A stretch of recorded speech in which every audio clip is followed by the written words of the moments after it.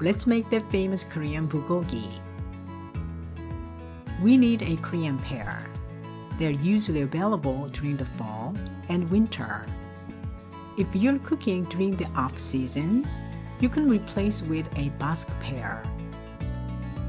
If pears aren't available where you live, then add a half cup of Coca-Cola. Coke is not known for being healthy, but it does tenderize meat and add a sweet flavor. If you don't feel comfortable peeling the skin like this, then cut it in half.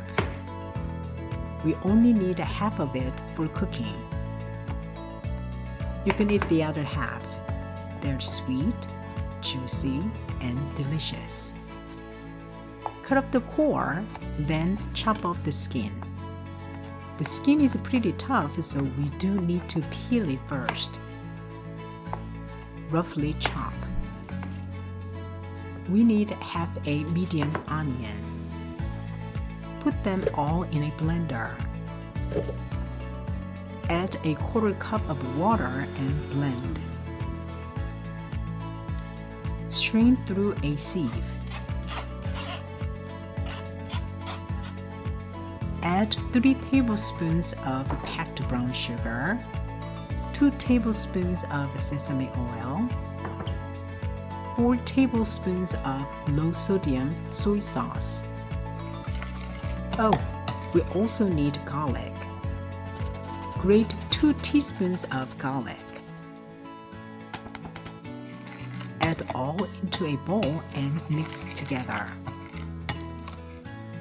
I buy bulgogi meat at Korean grocery stores. It's thinly sliced and usually sold frozen.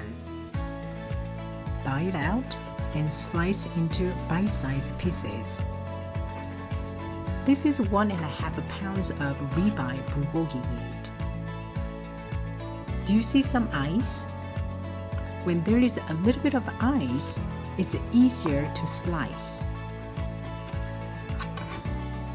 Put it into marinade and mix. Cover and put it in the fridge overnight.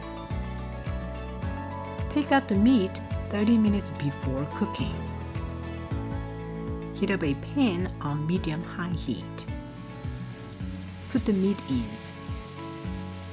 You don't need to put oil because it's not necessary. Bulgogi meat is thinly sliced, so it will take no time to cook. Move around the meat, and as soon as you don't see any raw meat, remove the pan from the heat.